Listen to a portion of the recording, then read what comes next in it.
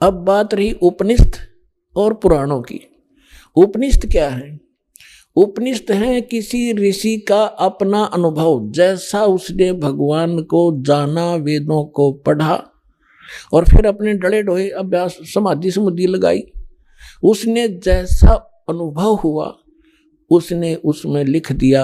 वो उसी के नाम से, जैसे मंडूक्य उपनिषद है, मांडुक्य नामक एक ऋषि था, उसका अनुभव उसमें जो लिखा है। और उस उपनिषद में यदि वेद के विरुद्ध ज्ञान है तो वो रिजेक्टेड है, और वेद के अनुकूल है तो वेद वाला है, उसका क्या, वो कहाँ से लाया फिर? वो तो वेद के अंदर विद्यमान ही है। अब बात आती है पुराणों की। ये पुराण क्या है? ये पुराण है श्री ब्रह्मा जी का अनुभव। इस काल भगवान ने सबसे पहले ये चारों वेद जो काट छांट करके इसने रखे थे, ऋग्वेद, यजुर्वेद, सामवेद और अथर्ववेद, ये चारों के चारों वेद इस ब्रह्मा जी को दिए। ब्रह्मा जी की बुद्धि इस काल के हाथ में है। ब्रह्मा जी कौन है? ये इस काल का पुत्र है, ज्येष्ठ पुत्र, बड़ा पुत्र है। और सेकंड नंबर के विष्णु जी और थर्ड नंबर के शिव जी, ये काल के पुत्र हैं। दुर्गा और काल के संयोग से उत्पन्न हुए हैं। दुर्गा इनकी माता है, काल ब्रह्म इनका पिता है। तो इस काल भगवान ने अपने बड़े पुत्र ब्रह्मा को ये सौंपे कि आप गुप्त रूप से, सागर मंथन हुआ उसमें छोड़ दिए, ये उठा ले। माँ ने कह दिया बेटा तू पढ़ ले, तू बड़ा है, ये तेरा काम है, इस ग्रंथों को समझ और समझा। तो उसने वेदों को जैसा समझा, उसने आगे पुराणों में वो अनुभव बोल दिया। ये पुराण एक ज्ञान है, इसको 18 विभागों में बांट दिया गया। कैसे बांट दिया? जैसे दक्ष आदि ऋषियों को ब्रह्मा ने ज्ञान दिया, उन्होंने आगे अन्य ऋषि अपने वंशजों को सुनाया, कुछ ब्रह्मा जी से प्राप्त, कुछ अपना अनुभव। आगे चलते चलते उसी ज्ञान को जो ब्रह्मा जी ने ज्ञान दिया था वो तो है ही सभी में, लेकिन प्रत्येक राइटर ने, प्रत्येक वक्ता ने अपना अपना अनुभव उसमें मिलाना शुरू कर दिया। तो ये जो ब्रह्मा जी का दिया हुआ अनुभव है, वेदों को जैसा उन्हें समझा है, तो वेदों से इन ऋषि महर्षियों ने एक ओम नाम प्राप्त कर लिया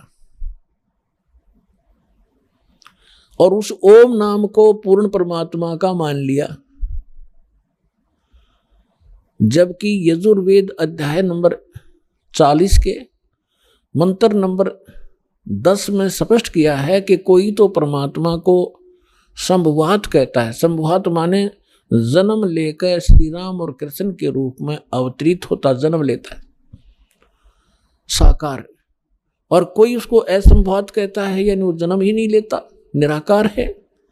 उसमें लिखा है कि वो परमात्मा कैसा है, जन्म लेता है या नहीं लेता है, वो तत्वदर्शी संत बताते हैं, उनसे सुनो। तो इससे सिद्ध हो गया कि वेद ज्ञान भी इनकम्प्लीट है, कंप्लीट नहीं है। अब इन ऋषियों की बुद्धि पर यहां पत्थर पड़ गया कि उसमें यह स्पष्ट किया है कि वो वास्तविक ज्ञान तो इनसे हटकर है।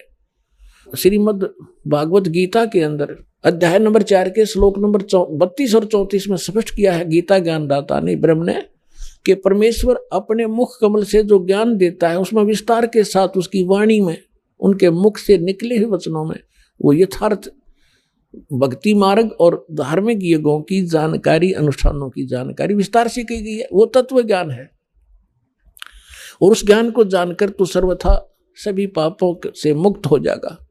चौथे अध्याय के 34वें श्लोक में कहा कि उस ज्ञान को तत्वदर्शी संतों के पास जाकर समझ, उनको दंडवत प्रणाम करने से, कपट छोड़कर उनकी सेवा करने से, प्रसन्न करने से वो तत्वदर्शी संत तुझे उस तत्व ज्ञान का उपदेश करेंगे।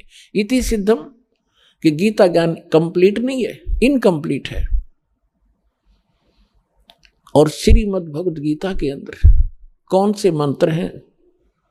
आज सुबह के सत्संग में आपको ये निर्णय दिया गया था कि कौन है भगवान, कैसा है परमात्मा, किसने देखा है भगवान, वो रहता कहाँ है भगवान। और फिर अब शाम के सत्संग में आपको ये सिद्ध करना है कि वो परमात्मा वो उस परमात्मा के पाने, वो शास्त्र अनुकूल साधना कौन सी है, और वो कौन सी साधना है जिससे भगवान प्राप्ति होती है, और किसने की है। आज के सत्संग का ये विषय होगा। और इन 2 सत्संगों में, सुबह और शाम वाले सत्संग को सुनने के बाद आपको कुछ भी जानना शेष नहीं रहेगा, क्योंकि आज बुद्धिमान समाज है, कोई बालक नहीं है। और दास ने भी 10, 11, 15, 12, 13, 14 वर्ष हो गए ये यही ज्ञान रहकर रटातों को, और सीडी भर के दे रखी, चिप बना रखी बालका ने, और डूंडा ठा रखा है। तो जो हमारे लिए पहाड़ थे, ये सदग्रंथ गीता और वेद, आपके लिए पहली का कायदा बना दिया इस दास ने, परमात्मा कबीर जी की रजा से। क्योंकि टीचर का काम यही होता है, सिलेबस को इस सत्र से डिफाइन करे कि स्टूडेंट समझ सके, विद्यार्थी समझ सके, यही काम होता है टीचर का। लेकिन अभी तक हमें ये आध्यात्मिक गुरु नहीं मिले थे, ये नकली थे सारे, शास्त्र विरुद्ध ज्ञान दिया करते थे।